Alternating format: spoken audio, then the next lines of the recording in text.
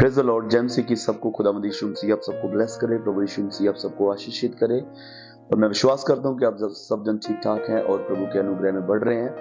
और मैं आपको तालीम में मजबूत करना चाहता हूं। मैं आपको प्रभु के वचन में मजबूत करना चाहता हूं। मैं चाहता हूं कि आप सब जन खुदावंद के वचन में स्थिर रहें और प्रभु के वचन में बढ़ते जाएं। और हम सीख रहे हैं पहला थिस्सलुनीकियां। कल हमने उसका बैकग्राउंड और थिस्सलुनीकिया चर्च के बारे में थोड़ा सा सीखा था, और आज हम उसके आगे जो है वो मनन करने के लिए जा रहे हैं। और मैं विश्वास करूंगा कि आप सब जन इन वचनों के द्वारा ब्लेस होने के लिए जा रहे हैं। 4 और 5 वचन पर आज हम लोग मनन करेंगे। यहाँ पर 4 वचन में लिखा हुआ है, हे भाइयों, परमेश्वर के प्रिय लोगों, हम जानते हैं कि तुम चुने हुए हो, क्योंकि हमारा सुसमाचार तुम्हारे पास न केवल शब्द मात्र ही में वरन सामर्थ्य और पवित्र आत्मा और बड़े निश्चय के साथ पहुंचा है। जैसे तुम जानते हो कि हम तुम्हारे लिए तुम्हारे बीच कैसे बन गए थे। हालेलुया। यहाँ पर पौलुस सैलास और तीमुथियुस इस पत्री को लिखते हैं। जैसे मैंने पिछली क्लास में बताया था कि ये 3 लोग हैं जो इस पत्री को लिख रहे हैं। और यहाँ पर जो 4 वचन जब हम देखते हैं तो लिखा है, हे भाइयों, परमेश्वर के प्रिय लोगों, हम जानते हैं कि तुम चुने हुए हो। हालेलुया। यहाँ पर प्रभु का दास कहता है कि हम जानते हैं कि तुम चुने हुए। क्वेश्चन यहाँ पर यह है कि पौलुस कैसे जानता था कि तुम चुने हुए? क्या उसके पास कोई सुपरनैचुरल सेंस थी? क्या उसके पास कोई सुपरनैचुरल आंखें थी कि एकदम से, क्योंकि परमेश्वर की चोन जो है वो किसी को नजर नहीं आती, वो गुप्त होती है। लेकिन पौलुस जो था उसने कैसे जान लिया कि ये लोग जो है वो चुने हुए लोग हैं। पौलुस ने जब उनकी लाइफ को देखा और उनको खुदावंद के वचन को स्वीकार करते देखा, तो पौलुस को मालूम पड़ा कि ये लोग चुने हुए लोग हैं। जब आप परमेश्वर के वचन को स्वीकार करते हैं, बहुत से लोग आज खुदावंद के वचन से बहुत दूर भाग चुके हैं। वो सिर्फ चंगाइयां, वो सिर्फ ब्लेसिंग, वो सिर्फ वीजास, वो यही चीजें चाहते हैं। उससे ज्यादा वो खुदावंद की तालीम में बढ़ना नहीं चाहते, खुदावंद के कलाम को पढ़ना नहीं चाहते, खुदावंद के वचन के साथ समय नहीं बिताना चाहते और खुदावंद के वचन में बढ़ना नहीं चाहते।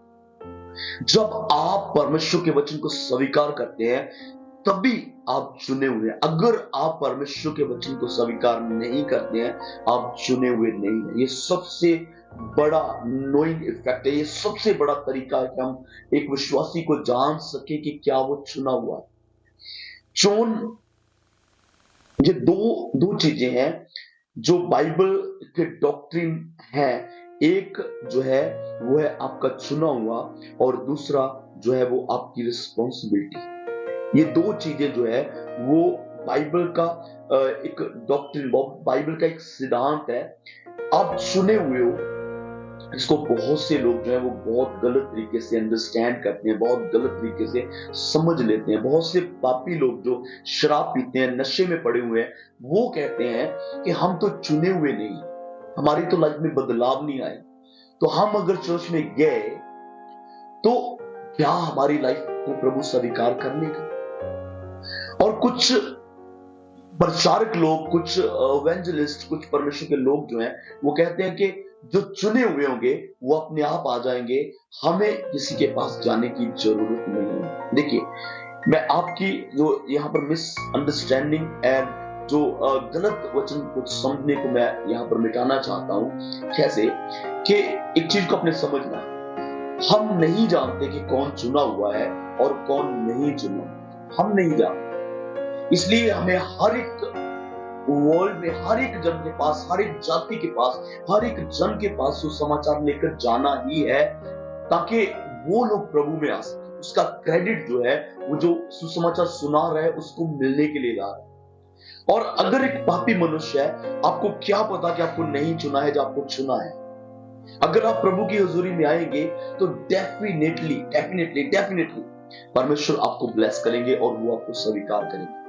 और दूसरा सिद्धांत जो मैं आपको यहां पर बताना चाहता हूं वो है कि चुने हुए हैं। अगर बहुत से लोग हैं जो चुने हुए हैं लेकिन बाद में बैक स्लाइड हो जाते हैं, बहुत से लोग हैं जो चुने हुए हैं और बाद में पीछे हट जाते हैं, तो क्या होना चाहिए? क्या वो चुने हुए नहीं थे?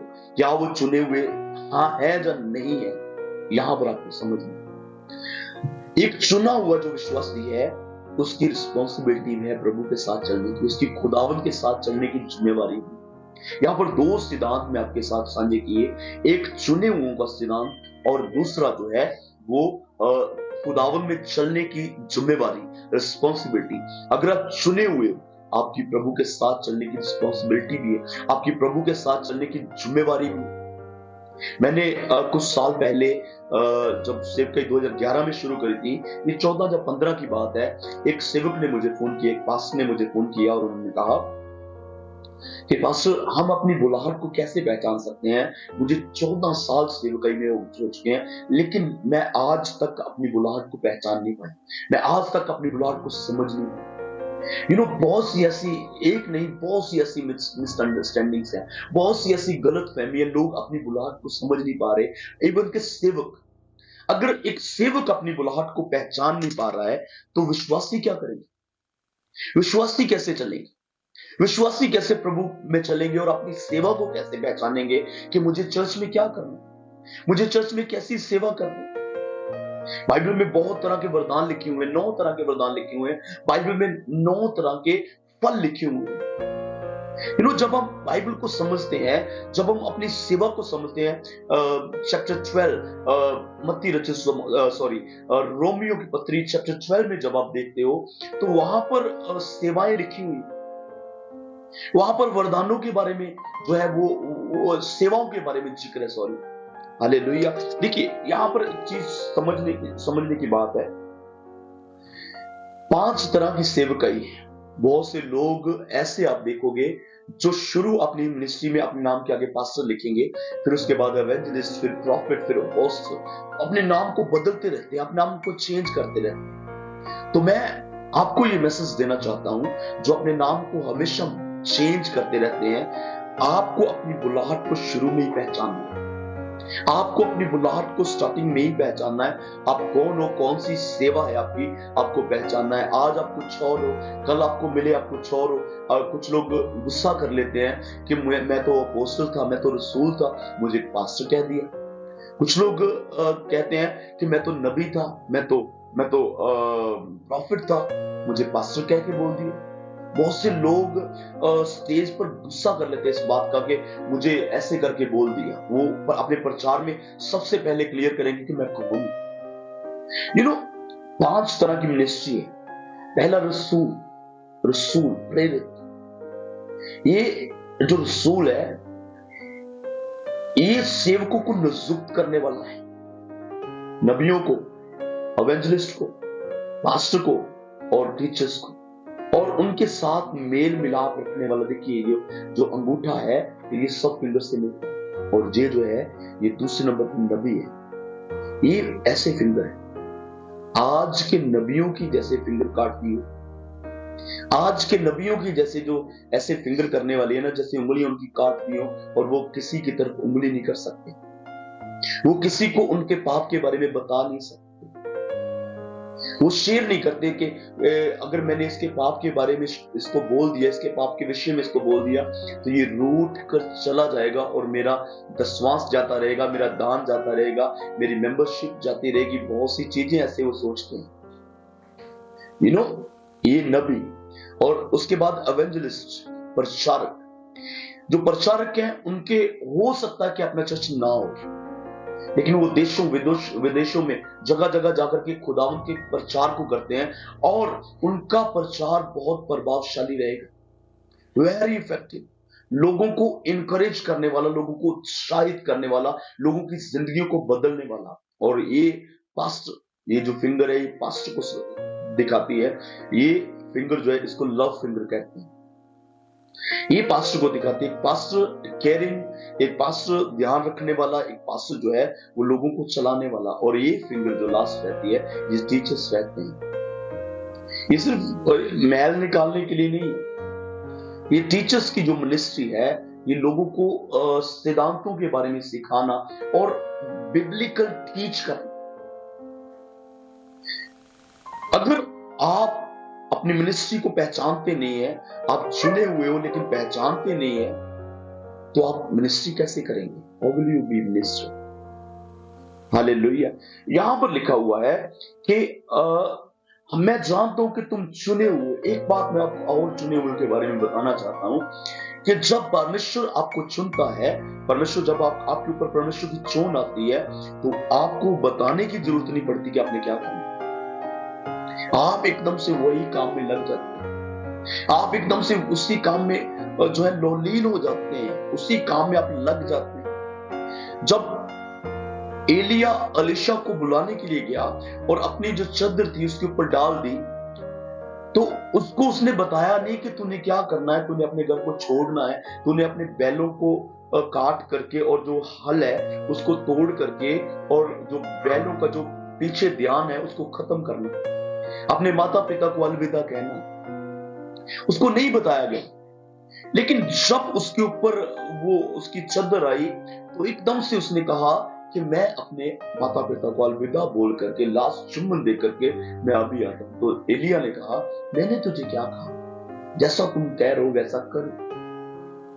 जब फिलिप्पस को यूहन्ना रचित सुसमाचार उसका 1 चैप्टर में जब आप देखते हो, जब फिलिप्पस को यीशु मसीह ने चुना, तो वो जाकर के नथानियल को जाकर के कहने लगा, क्या मुझे वो मिला है जिसके विषय में मूसा ने कहा था। और उसने कहा, क्या नाम है उसको? उसने यीशु नासरी। उसने कहा, नासरत से क्या कोई अच्छी वस्तु निकल सकती है? उसने कहा, उसका जो फिलिप्पस का जवाब था वहां पर बहुत ही अच्छा था। उसने कहा, चल और देख, मैं ऐसी बातें नहीं कर रहा, चल मेरे साथ और देख। और जब वो वहां पर गया तो एकदम से उसने जान भी लिया। हालेलुया। नतानियल को दूर से आते हुए यीशु ने कहा कि तू एक सच्चा इस्राएली है, तुझे शल नहीं है, क्योंकि मैंने तुझे अंजीर के पेड़ के नीचे देखा। अंजीर के पेड़ के नीचे होने का मतलब है कि एक सच्चा शख्स, एक सच्चा विश्वासी, एक ईमानदार विश्वासी। अंजीर का पेड़ जो है ये वचन, जो वचन के नीचे है उसको परमेश्वर देखता है, और वही है जो एकदम से जो है वो सच्चा विश्वासी। हालेलुया। यहां पर लिखा कि हम जानते हैं कि तुम चुने हुए हो। कैसे जाना? जैसे उन्होंने वचन को स्वीकार किया, उन्होंने वचन को एक्सेप्ट किया, प्रभु के दास ने जान लिया कि वाकई में चुने हुए, ये वाकई में रियली वो चुने हुए लोग। जब आप परमेश्वर के वचन को एक्सेप्ट करते हैं, लेकिन जब आप वचन को एक्सेप्ट नहीं करते हैं, जब आप परमेश्वर के वचन को स्वीकार नहीं करते हैं, आप चुने हुए में से नहीं। हालेलुया। 5 वचन यहां पर पढ़ेंगे, क्योंकि हमारा सुसमाचार तुम्हारे लिए न केवल शब्द मात्र ही में वरन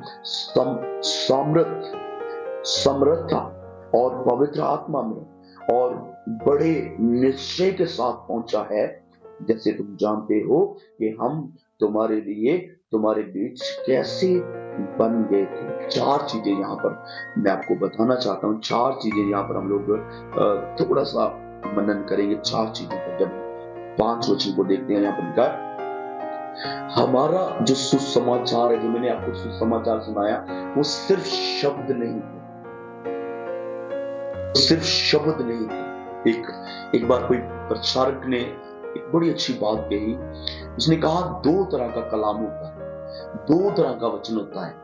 एक होता है खुद का वचन, खुद का कलाम, और दूसरा होता है खुदा का कलाम, खुदा का वचन। हम खुद का वचन शेयर करते हैं जब खुदा का वचन शेयर करते हैं। यहां पर प्रभु का दास पौलुस कहता है कि मैंने जो तुम्हें सुनाया वो सिर्फ सुसमाचार नहीं था, वो केवल शब्द नहीं थे, वो केवल शब्द नहीं थे, उनमें 3 चीजें, जो मैंने सुसमाचार सुनाया उसमें 3 चीजें थी। हालेलुया।